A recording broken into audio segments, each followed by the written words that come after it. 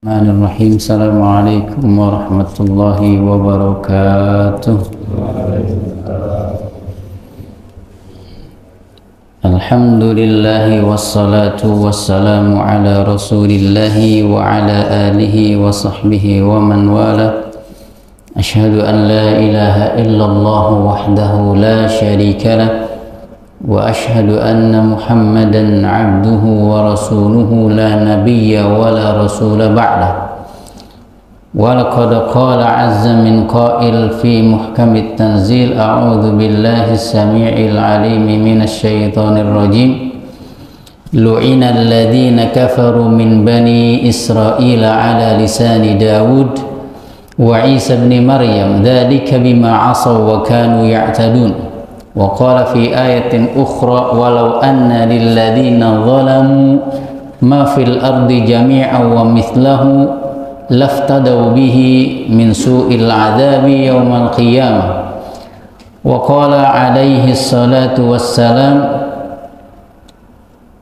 innal 'abda idza la'ana syai'an sa'idat al-la'natu ila as-sama' fatuglak abwabus sama'i dunaha thumma tahbitu ilal ardi fatuglak abwabuha dunaha thumma ta'khudhu yaminan wa shimalan fa idza lam tajid masaghan raja'at ila alladhi la'ana fa in kana raja'at ila alladhi lu'ina fa in kana lidzalika ahlan wa illa raja'at ila qailiha rawahu Abu Daud.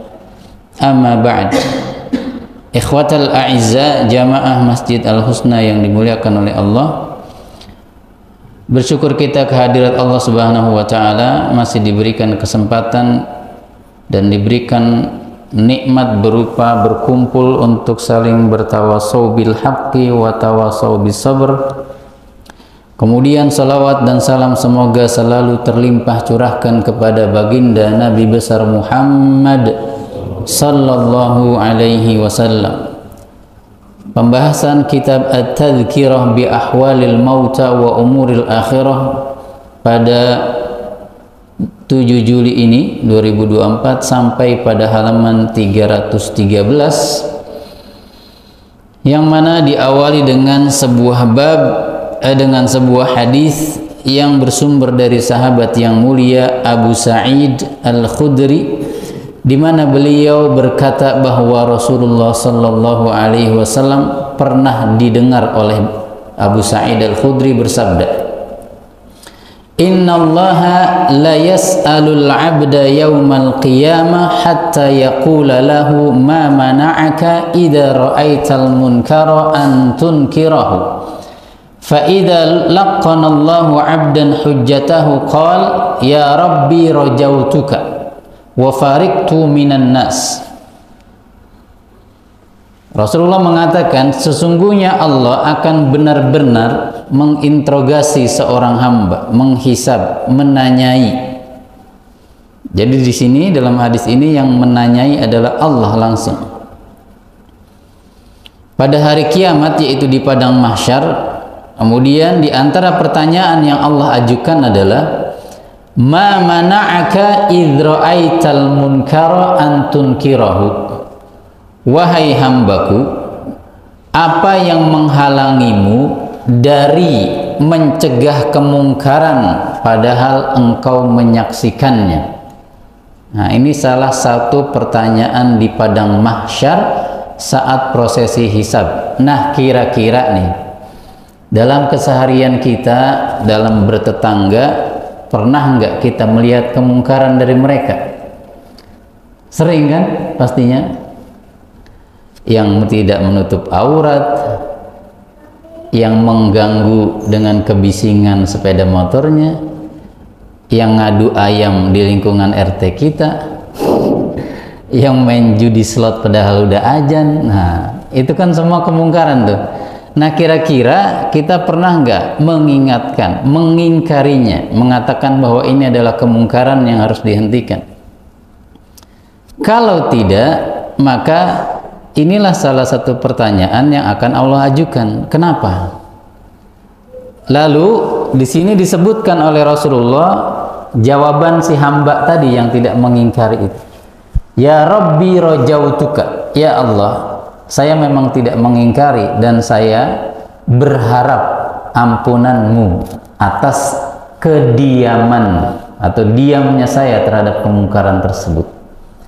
Wa fariqtu minan nas, dan alasan saya tidak mengingkari karena saya fariqtu, artinya adalah khiftu, saya takut dilawan, takut jadi omongan malahan, karena orang baik sekarang malah jadi bahan nyinyiran, ya kan? Atau takut karena yang berbuat kemungkaran yang punya kontrakan. Nah, coba itu. Berabe ini bisa dicabut listriknya atau diusir dari kontrakan gitu ya. Ala kulli hal, kewajiban kita adalah menyampaikan bahwa yang hak adalah hak dan mengingatkan bahwa yang munkar harus dihentikan. Hanya saja mungkin cara penyampaiannya agar tidak justru mengundang kemungkaran yang lebih besar. Jangan datang-datang sudah dalam kondisi wajah yang memerah, apalagi sambil bawa sapu. Nah, yang didatengin lah udah ngerespon dulu, melotot juga gitu kan. Terjadilah perkelahian, kemungkaran yang lain lagi. Jangan, nggak boleh. Dengan cara yang baik, ya. Nah, bagaimana status hadis ini? Hadis ini diriwayatkan oleh Ibnu Majah dengan nomor 4017 dan dinyatakan sahih oleh Syekh Al-Albani di dalam Sahihul Jami' dengan nomor 1818.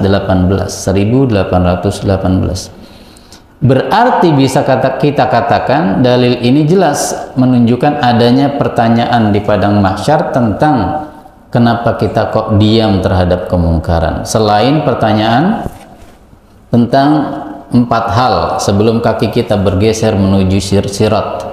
Tentang apa? Ilmu, apakah diamalkan, harta dari mana dan diinfakkan kemana, tentang masa muda kita gunakan untuk apa gitu ya.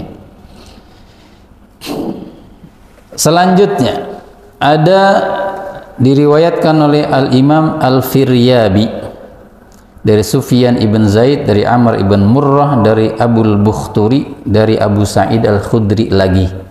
Ia berkata, Rasul bersabda, la yahqiranna ahadukum nafsahu idza ra'a amrallahi alaihi fihi maqalun fala yaqulu fihi fayaqulu yaumal qiyamah ma mana'aka idza ra'aita kada wa kada an taqula fihi fayaqulu lahu ay rabb khiftun nasa fayuqalu iyaya kunta ahaqqu an takhaf.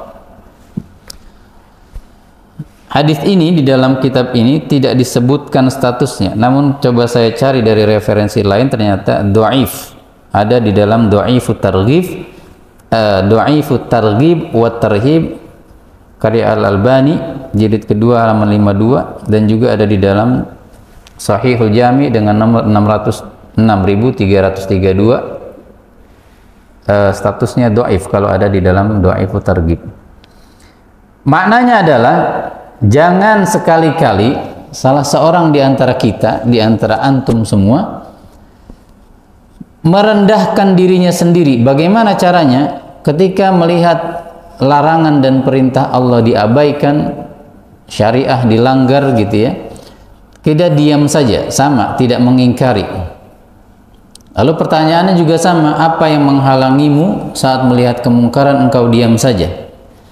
Kemudian jawabannya, aku takut terhadap orang-orang yang melakukan kemungkaran tersebut. Maka Allah katakan, bedanya di hadis yang ini, iyaya kunta ahaqqu an takhaf, yang engkau lebih layak untuk takuti adalah aku. Kenapa engkau malah lebih takut terhadap manusia? Hendaknya engkau lebih takut jika kemungkaran dibiarkan, bukan takut terhadap omongan manusia, begitu ya. Baik, selanjutnya babun minhu, satu bab bagian daripada pembahasan ini, yaitu kemungkaran. Al-Imam Abu Nu'aim Al-Hafidh menyebutkan dari Abdullah Muhammad ibn Ja'far, dari Abdullah ibn Muhammad ibn Zakaria, dari Ismail ibn Amr, dari Mindil, dari Asad ibn Atha, Mindil dan Asad ibn Atha, dari Ikrimah, dari Abdullah ibnu Abbas.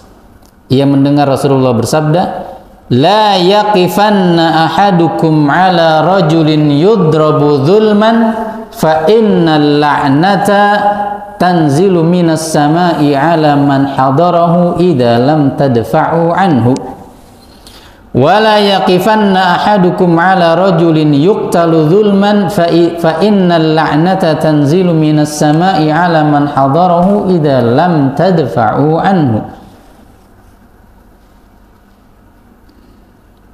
Bagaimana status hadis ini? Hadis ini ada diriwayatkan oleh Ar-Rubai di dalam Fathul Ghaffar jilid keempat halaman dengan nomor 2120. Ar-Rubai mengatakan isnaduhu hasanun, sanadnya hasan, berarti bisa dijadikan hujjah. Namun di dalam Fathul Ghaffar redaksinya agak dibalik sedikit. La yaqifanna ahadukum mauqifan yuqtalu fihi rajulun zulman fa innal la'nata tanzilu 'ala man hadarahu hina lam yadfa'u anhu wa la yaqifanna ahadukum mauqifan yudrabu fihi rajulun zulman fa innal la'nata tanzilu 'ala man hadarahu hina lam yadfa'u anhu. Jangan sekali-kali kalian berdiam diri saja ketika melihat ada orang yang dibunuh secara zalim, karena sesungguhnya laknat dari Allah akan turun untuk orang yang menyaksikan pembunuhan yang dilakukan dengan cara yang zalim tersebut jika dia diam saja. Nah, ngeri nih, kalau yang membunuh sudah pasti dosa besar, ancamannya banyak. Nah, ini ada orang menyaksikan pembunuhan malah ngeluarin HP, direkam doang di Padang gitu ya. Afif, siapa? Afif. Konon katanya menurut LBHI atau siapa, digebukin, tapi menurut aparat dia lompat dari jembatan ke sungai. Dipukulin berapa? 18 orang ya. Masya Allah. Ala kulli hal, yang benar yang mana kita tidak tahu. Yang jelas yang videoin pamannya ini. Lah pamannya diam baik. Malah videoin doang. Tapi ya bisa jadi bukti akhirnya. Nah, kalau begitu kita sebagai muslim melihat tinjauan hadis ini. Kalau pamannya diem baik, bukannya mencegah malah asyik dengan video, apalagi sampai diunggah di medsos, itu kemungkaran juga pamannya, menyebarkan proses pembunuhan. Dan dia akan terkena laknat. Laknat itu artinya apa? At-tardu mir rahmatillah, dijauhkan dari rahmat Allah.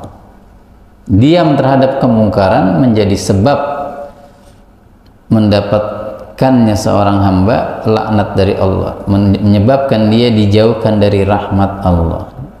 Dijauhkan dari rahmat Allah itu bukan perkara remeh dan ringan, karena kita semua tahu bahwa la yadkhulanna ahadukum aljannata bi amalihi illa an yataghammadani Allahu bi rahmatin min, atau kama qala alaihi salatu wassalam. Tidak ada satupun di antara kalian yang masuk surga melainkan atau bermodal amalnya saja. Mereka masuk surga, kita masuk surga itu sebagai orang beriman, modal utamanya justru rahmat. Nah, kalau kita dijauhkan dari rahmat Allah, kira-kira bagaimana tuh? Masuk surga apa kagak?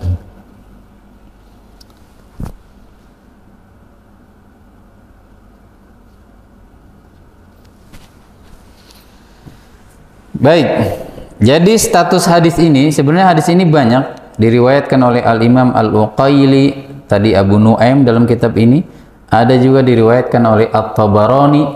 Nah, yang saya temukan satu-satunya yang menyatakan hadis ini hasan adalah Ar-Rubai, Asy-Syaikh atau Al-Imam Ar-Rubai. Namanya adalah Hasan ibn Ahmad Ar-Rubai As-San'ani yang hidup di tahun 1276. Kitabnya lebih lengkapnya namanya Fathul Ghaffar Al-Jami' li ahkami sunnati nabiyyinal Mukhtar.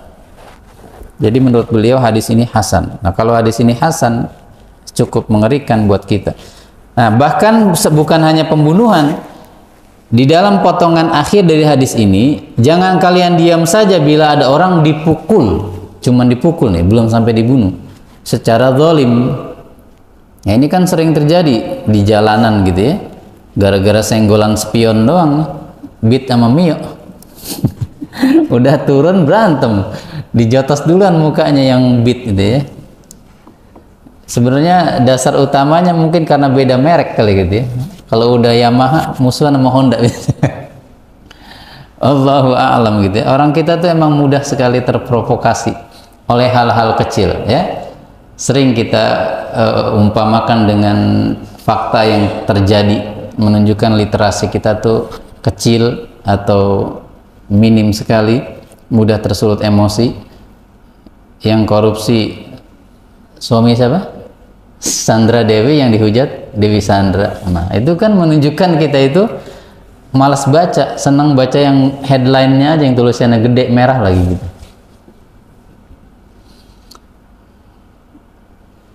Sekarang masuk di halaman 314, ada bab majaa fi syahadati arkanil kafir wal munafiqi alaihima wa liqaihima Allah azza wa jalla. Bab kesaksian anggota tubuh orang kafir dan munafik untuk memberatkan mereka dan perjumpaan mereka dengan Allah. Jadi orang munafik dan kafir menurut judul bab ini berjumpa pula di padang mahsyar dengan Allah. Diawali dengan surat Yasin ayat 65, al-yauma nakhtimu ala afwahihim wa tukallimuna aydihim. Hari ini kata Allah akan kami tutup mulut-mulut mereka, mulut-mulut orang kafir dan munafik. Dan yang akan berbicara memberikan kesaksian justru tangan-tangan mereka dan juga kaki-kaki mereka tentang apa saja yang selama ini di dunia mereka kerjakan.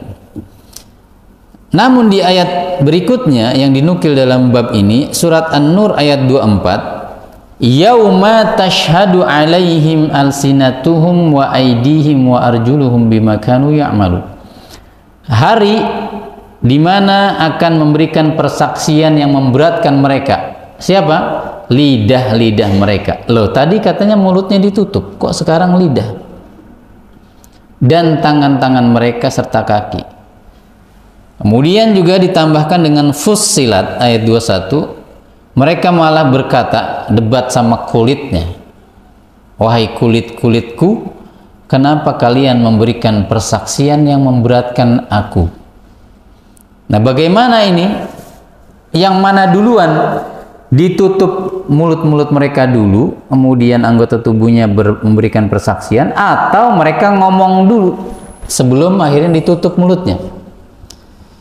Maka jawabannya ada di beberapa ayat Al-An'am, An-Nahl, sama surat Ghafir atau Al-Mu'min. Intinya mereka ngomong dulu saat dihisab itu. Di dalam surat Al-An'am dikatakan, "Tsumma lam takun fitnatuhum illa an qalu wallahi rabbina ma kunna musyrikin." Kemudian di padang mahsyar ketika ditanya, mereka bisa jawab, berarti kan ngomong dulu, belum ditutup mulutnya. Lam takun fitnatuhum. Nah, kalau kita nggak baca tafsir, dan disinilah pentingnya mengaji dan mengkaji. Antum sudah pernah ngaji mendengar makna fitnah itu artinya ujian atau azab atau syirik, ya kan? illam taf'alu takun fitnatun fil ardi wa fasadun kabir. Kalau kalian tidak melakukan seperti yang dilakukan orang kafir, yaitu bersatu padu, maka pasti akan terjadi fitnah dan kerusakan besar, yaitu kesyirikan. Di sini fitnah maknanya kesyirikan. Di dalam ayat lain bisa berarti tergoda, teruji, atau bisa jadi maknanya adalah azab. Seperti surat At-Taubah atau Al-Anfal itu ya. Wattaqu fitnatan la tusibanna alladziina dzalamu minkum khassa. Takutlah kalian terhadap fitnah. Fitnah di situ azab artinya. Sedangkan dalam versi Indonesia tuduhan. Beda lagi. Nah, kita ngomongin versi Arab, bisa arti syirik, ujian, atau azab. Dalam Al-An'am ayat 23 ini bukan itu semua maknanya. Fitnah di sini maknanya adalah al-jawab atau jawabuhum. Kemudian jawaban mereka di padang mahsyar saat diinterogasi oleh Allah tidak lain hanyalah bilang begini nih. Wallahi Rabbina, demi Allah wahai Tuhan kami. Ngomong di depan Allah, ngomongnya bagus bener. Udah Allah pakai Rabbina lagi supaya selamat ini. Ma kunna musyrikin, kami dulu nggak berbuat syirik kok, kami bukan orang musyrik kok. Jadi ini ngomong dulu baru kemudian nanti ditutup. Bener nggak kalian yang musyrik apa enggak? Yang memberi persaksian akhirnya tangan dan kaki mereka. An-Nahl ayat 28. Dan orang-orang yang diwafatkan oleh para malaikat dalam kondisi menzalimi diri mereka sendiri, ini ada beberapa tafsiran. Yaitu mati dalam keadaan kafir. Ada dua dari Ikrimah, yaitu orang yang masuk Islam kemudian tidak ikut berhijrah sehingga mereka akhirnya diusir oleh kafir Quraisy yang kemudian terbunuh di perang Badar, begitu ya. Atau mereka yang memang meninggal dalam keadaan kufur. Fa'al qaus salama. Jadi nanti di padang mahsyar mereka ini akan alqau assalam, menampakkan azharu as-sam'a wa ta'ah, itu mana alqau salam. Mereka melemparkan assalam. Di sini bukan assalamualaikum. Nah, kalau kita cuma modal paham dasar-dasar bahasa Arab akan berbeda sekali. Itulah perlunya ngaji, mengkaji tafsir agar tidak salah memaknai makna dari satu ayat. Apalagi ini salamnya pendek, assalam. Kalau assalamualaikum, assalam.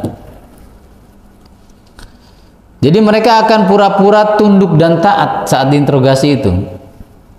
Ya, jadi anak-anak kalem gitu ya. Ma kunna na'mal min su. Kami tidak pernah mengerjakan as-su. Kita sering dengar ulama su, ulama yang buruk. Tapi makna as-su di sini ternyata bukan buruk. Menurut Al-Baghawi dalam Ma'alimut Tanzil, asyirk. Nah kan, kalau kita nggak ngebaca tafsir, kita akan salah memaknai, akan mendegradasi, meminimalkan, mengerdilkan makna Al-Quran sebenarnya. Makanya pernah ada fatwa haram hukumnya menerjemahkan Al-Quran. Kenapa? Karena akan mengkerdilkan maknanya, mempersempit. Sedangkan Quran terjemah kan sudah tebal tuh. Kalau ditambahin dengan penafsiran dari sebuah kata, sedangkan kadang tafsir sebuah kata itu banyak. Nah, itu belum lagi pakai asbabul wurud, asbabun nuzul. Lah, Quran segede apa itu? Yang segitu aja udah malas bacanya. Ya kan? Makanya perlu ngaji. Quran bukan cuman jangan dibuat bacaan doang. Jadi nggak paham, makanya praktek hidupnya jauh dari Quran. Yang ketiga surat Ghafir, min dunillah, selain Allah. Artinya mereka pernah berbuat syirik. Mereka berkata qalu dallu anna. Nah, nanti mereka akhirnya mengakui, ini bukan mengingkari. Sesembahan-sesembahan kami itu dallu anna. Dallu baik di dalam Ibnu Katsir, Al-Baghawi maupun Al-Qurtubi serta At-Tabari maknanya zahabu atau halaku atau taraku. Sesembahan-sesembahan kami selain Allah itu akhirnya di padang mahsyar entah kemana, hilang atau binasa. Dalam ayat lain kan dijelaskan bahwa orang-orang kafir dan sesembahannya akan dilemparkan ke dalam neraka. Kalau mereka nyembah matahari, mataharinya dicemplungin. Kalau mereka nyembah pepohonan, pohonannya dihadirkan, dicemplungin ke neraka juga. Nah, bisa jadi sesembahannya itu lebih dulu dicemplungin sehingga mereka bilang dallu anna, sesembahan kami udah nggak ada nih, la yanfa' wa la yadur, nggak bisa nolongin juga sekarang nih. Artinya mereka ngakuin sebenarnya mereka telah berbuat syirik. Bal lam nakun nad'u min qablu syai'a. Tapi lucunya mereka juga bilang gini, kami dulu nggak pernah kok berdoa kepada selain Engkau wahai Allah. Ya buktinya sesembahan kami udah nggak ada tuh. Lah iya, orang udah dimasukin neraka. Kadzalika yudillullahu al-kafirin. Demikianlah Allah menyia-nyiakan amalan orang-orang kafir. Itu makna adalla yudillu. Jangan diartikan menyesatkan, ya. Adalla yudillu juga bisa artinya menyia-nyiakan. Jadi intinya antara surat Yasin dengan surat An-Nur tidak bertentangan. Tapi itu adalah rangkaian, urutan. Mereka bisa ngomong dulu, membantah bahwa mereka tidak pernah berbuat syirik, baru ditutup mulutnya, kaki tangannya baru ngomong. Nah, kaki tangannya misalnya ngomong, iya dulu saya ngeluarin duit untuk berangkat satu bis bareng-bareng menuju sebuah pohon untuk kami bersedekah dan berkurban di sana untuk selain Allah. Nah, sering kan ada study tour kesyirikan. Kemudian di sini disebutkan sebuah hadis dari Abu Bakar ibn Abi Syaibah dari Muawiyah ibn Haidah al-Qurashi bahwa Nabi pernah bersabda, taji'una yaumal qiyamati ala afwahikumul fidam wa awwalu ma yatakallamu minal insani fakhidhuhu. Kalian nanti, di sini berarti konteksnya para sahabat nih. Kalian akan datang, berarti orang Islam juga masuk dalam arah pembicaraan Nabi ini. Kalian akan datang nanti pada hari kiamat, sedangkan di mulut kalian ada al-fidam. Al-fidam itu sebenarnya saringan di mulut teko. Ya, artinya mulutnya dibungkam. Dan yang pertama kali berbicara dari bagian tubuh manusia adalah pahanya dan telapak tangannya. Bagaimana status riwayat ini? Hasanun, baik hadisnya, statusnya. Berarti bisa dijadikan hujjah. Diriwayatkan oleh Imam Ahmad 20.025, At-Tirmidzi 3001 dan Nasa'i di dalam Al-Mu'jam Al-Kubra 11.431. Nah, jadi mulut kita akan ditutup nanti setelah kita mungkin mengajukan hujjah. Tapi kalau orang mukmin itu nggak banyak alasan interogasi, mereka cuma berkata bala ya Rabb, iya benar saya pernah begini, pernah begitu, pernah begini, pernah begitu. Yang suka membantah itu memang munafik dan kafir, sehingga akhirnya jasad mereka lah yang berbicara, tangannya bilang, kakinya bilang. Kenapa paha? Menurut para ulama karena paha lah yang paling dekat dengan anggota tubuh yang bernama kemaluan, yang dosanya adalah dosa besar. Lah kemudian kenapa telapak tangan? Telapak tangan banyak digunakan untuk mengerjakan, membantu melancarkan maksiat, nabok orang, ya kan, nabok bini, KDRT deh. Gosok sendal orang di masjid, ambil yang baik, buang yang buruk gitu ya.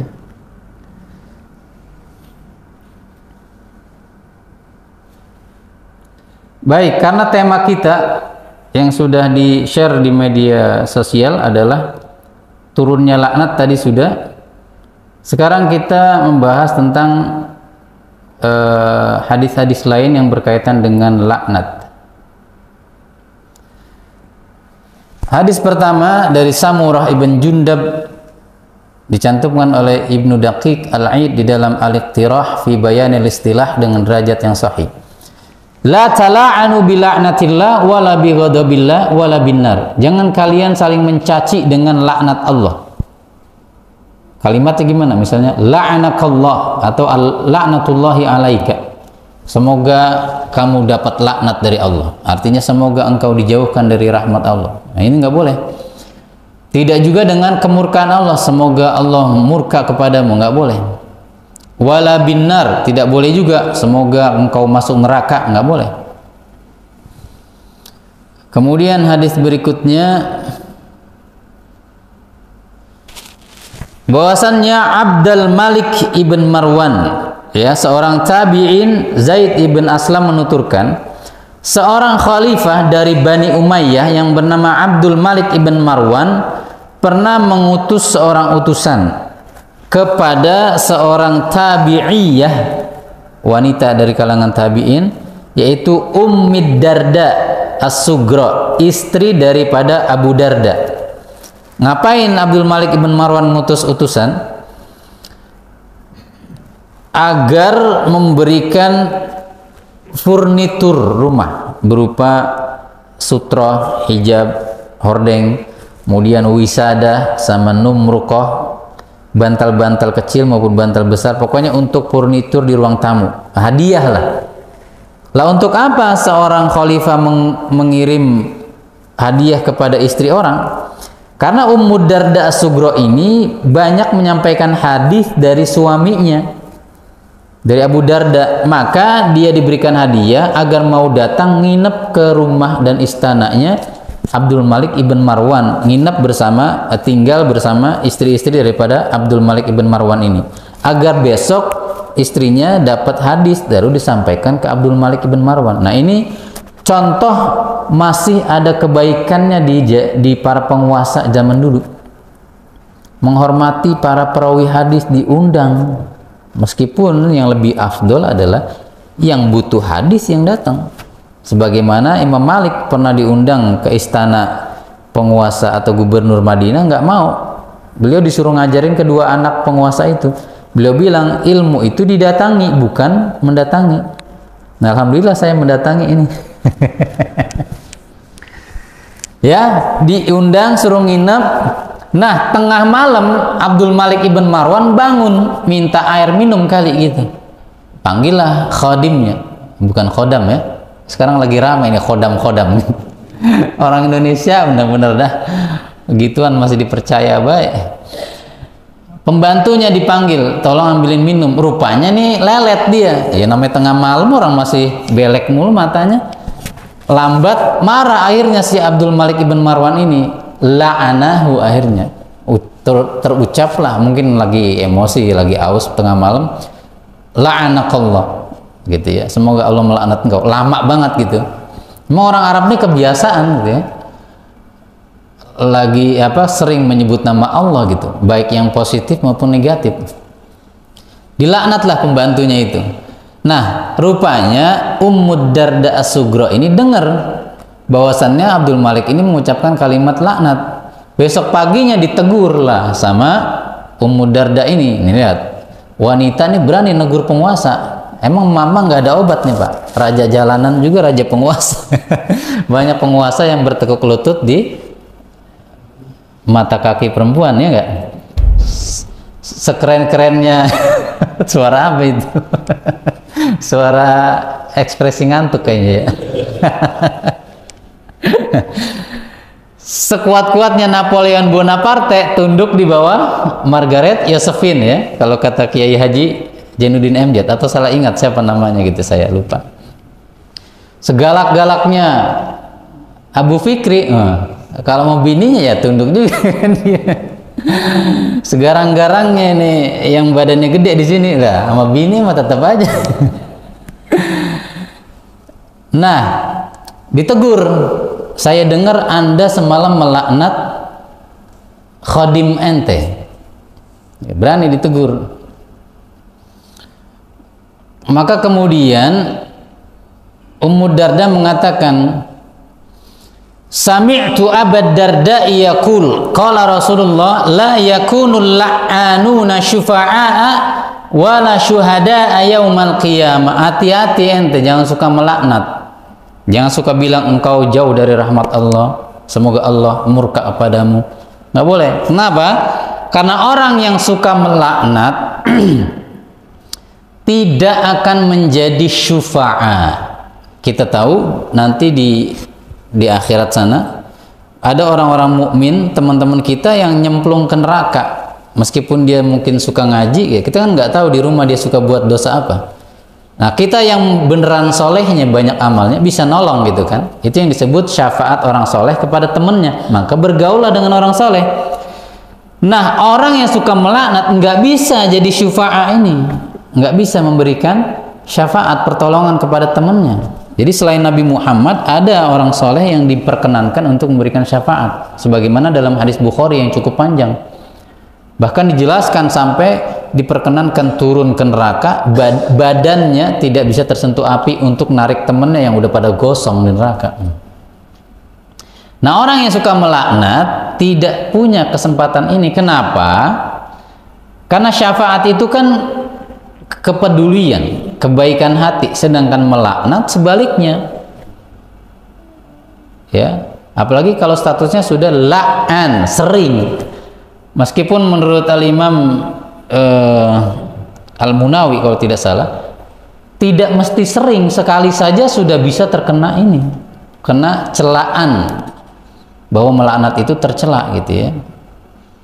Tetapi dalam konteks hadis Abu Darda yang riwayat Muslim ini, ya ingat hadis ini riwayat Muslim 2598, itu konteksnya yang sering melaknat, maka nggak bisa jadi pemberi syafaat. Wala syuhada, orang yang suka melaknat juga tidak bisa menjadi syuhada. Maknanya ada 3. 1, syuhada yang dimaksud ini adalah orang-orang yang dijadikan saksi oleh Allah untuk menguatkan klaim para rasul bahwa mereka telah menyampaikan risalah.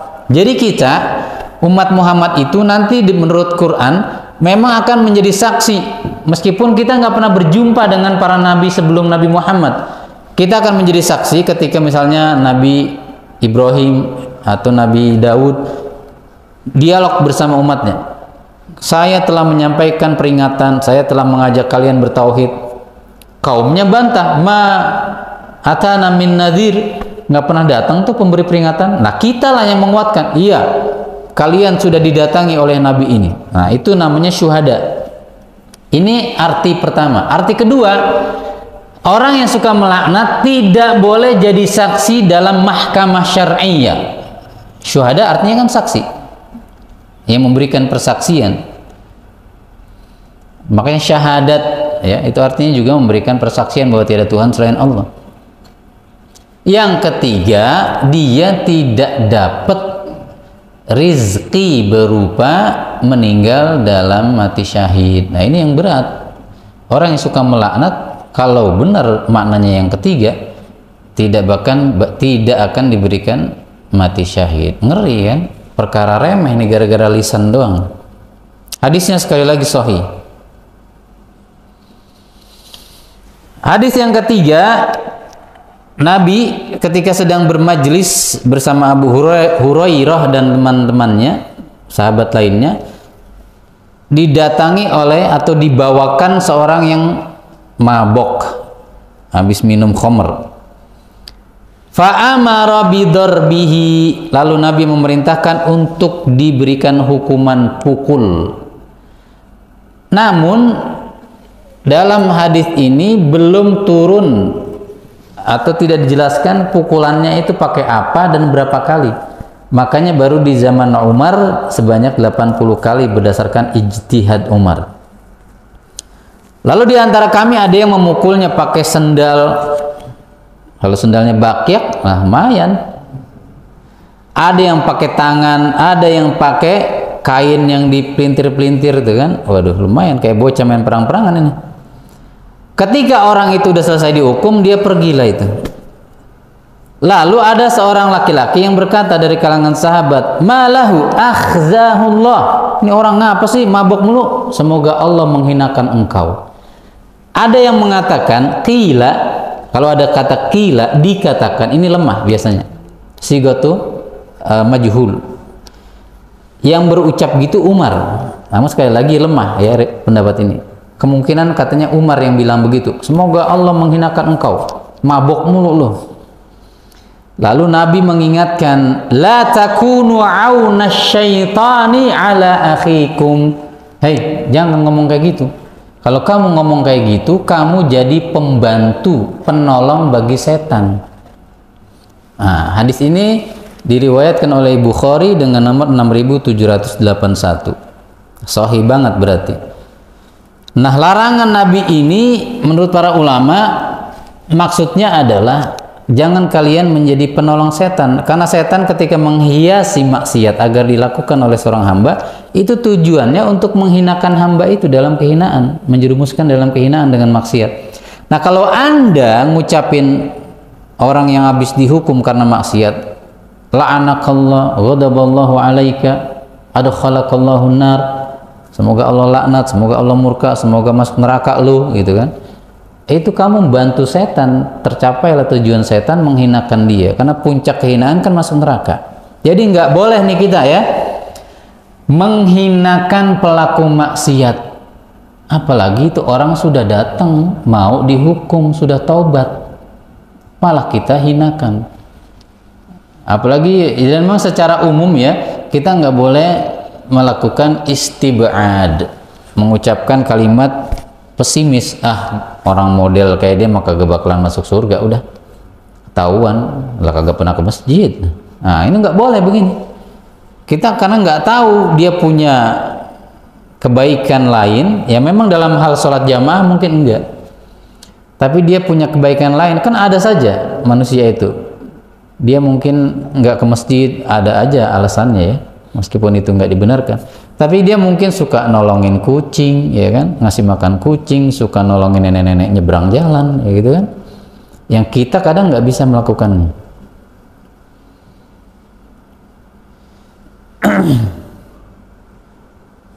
Nah, kemudian yang tadi berkaitan dengan laknat ya, sesungguhnya seorang hamba jika melaknat sesuatu atau seseorang, maka laknat itu akan naik ke atas langit.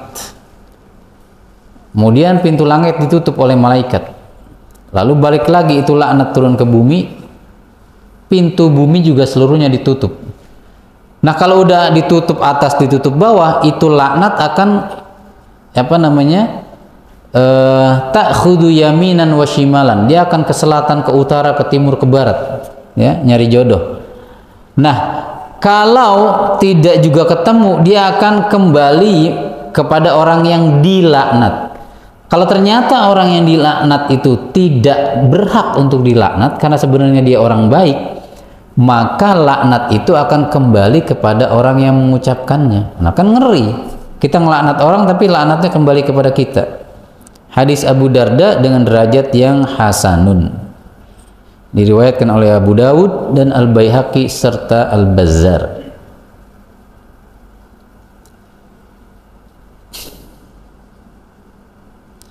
Bahkan melaknat binatang itu juga tidak boleh.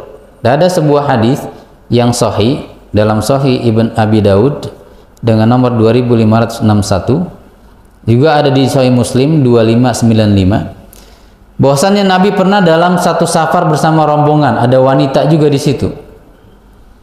Menurut Imran ibn Husain, ketika lagi safar, tiba-tiba Nabi mendengar seseorang melaknat binatang, unta dalam hal ini. Kemudian Nabi nanya, siapa tuh yang laknat? Kata Imran ibn Husain atau sahabat yang lainnya, hadhihi fulanah. Dalam riwayat Muslim disebutkan imra'atun minal ansor, seorang wanita dari kalangan Ansor. Kita tahu orang-orang Ansor itu terkenal positifnya, suka menolong, dermawan, sama wanitanya terkenal berani. Ya, tapi namanya manusia, ada juga yang melaknat binatang. Nah, kenapa dia sampai melaknat untanya? di sini dikatakan dojirat fala'anatha. Dojirat di sini bisa kembali kepada si wanita itu atau kembali kepada si unta. Maksudnya apa? Bisa jadi wanita ini kesel, bosan karena nih unta jalannya lama. Atau dojiratnya, kata kerja dojirat ini kembali kepada si unta, yaitu si unta berontak, tiba-tiba kabur gitu. Akhirnya dilaknat. Ala kulli hal, pokoknya nih perempuan melaknat untanya. Lalu Nabi mengatakan, khudhu ma'alaiha wada'uha fa innaha mal'una. Ambil semua yang ada di badan unta itu, baik barang bawaannya maupun pelananya atau haudaj, yaitu semacam tanduk yang ada di unta itu kan. Pokoknya semua yang ada di unta itu harus dilepas. Sampai Imran ibn Husain mengatakan, saya lihat ternyata unta itu putih tapi ada hitam-hitamnya gitu, sampai kelihatan karena tadinya tertutup oleh pelana atau haudaj itu. Nah, kemudian kenapa kok unta bisa kena laknat? Kata Nabi, lepasin semua yang ada di badan tuh unta, kemudian biarkan, lepas, jangan lagi dipakai itu unta karena dia dilaknat. Lalu muncul pertanyaan, emang unta salah apa? Emang bisa berbuat dosa kok dia kena laknat? Jawabannya tidak. Maksud Nabi mengatakan bahwa unta ini terlaknat itu ada 3. Yang pertama, bahwa kemungkinan unta ini hilang keberkahannya gara-gara laknat tadi. Yang kedua, bisa jadi doa si perempuan dengan laknat itu benar dijawab oleh Allah, sehingga unta itu terlaknat, dalam artian nanti akan terkena si pemilik barunya karena sudah terlanjur dilaknat. Atau yang ketiga, ini sebagai peringatan bahwa unta ini harus dilepas, jangan dipakai lagi, peringatan bagi yang melaknat unta agar jangan sekali lagi melakukan laknat. Karena apa? Kalau sudah dilaknat, kasihan untanya, nggak boleh lagi dipakai, begitu ya. Baik teman-teman sekalian yang Allah muliakan, demikian yang dapat kita paparkan pada kajian kali ini. Mudah-mudahan menjadi pengingat bagi kita semua agar lebih mudah atau lebih bersemangat dalam menjaga lisan kita agar tidak gampang melaknat saudara-saudara kita, baik muslim maupun kafir. Bahkan kalau orang kafir boleh dilaknat kalau sudah jelas ada dalilnya, seperti Abu Lahab, Abu Jahal, atau iblis yang ada dalilnya jelas, boleh kita melaknat. Atau sudah jelas, kata Ibnu Taimiyah, dia meninggal dalam keadaan kafir, itu baru boleh orang itu dilaknat. Kalau masih hidup, belum ketahuan endingnya, apakah dia taubat, ya kan. Seperti sekarang orang di Eropa, di Amerika banyak yang akhirnya masuk Islam gara-gara kasus Gaza gitu kan. Akhirnya mereka banyak masuk Islam. Nah, kita nggak boleh melaknat ketika mereka masih hidup karena kemungkinan mereka masuk Islam, bertaubat. Wallahu a'lam bishawab. Kalau ada saran dan kritik atau pertanyaan, dipersilahkan.